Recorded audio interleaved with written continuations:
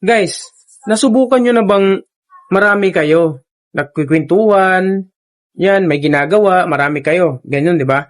Nasubukan nyo na ba yung ganun na pagka halimbawa, ikaw may gusto kang ikwento o kaya may gusto kang sabihin dun sa isang tao na kasama nyo dun may ginagawa kayo, kasama nyo dun siya. Tapos, meron kang sinasabi sa kanya, tapos, nagsasalita ka, bigla naman siyang nakikipag-usap din sa iba. Naranasan nyo na ba yun?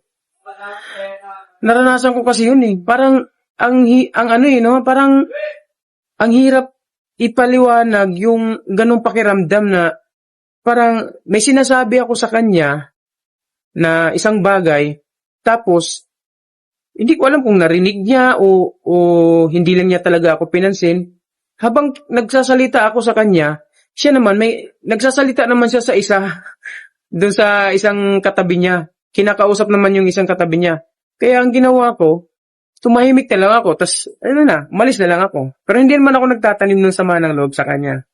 Iniisip ko na lang, baka hindi niya ako narinig. Pero deep inside, talagang may iba akong nararamdaman na hindi ko alam, parang nakakahiya na, basta, ganun.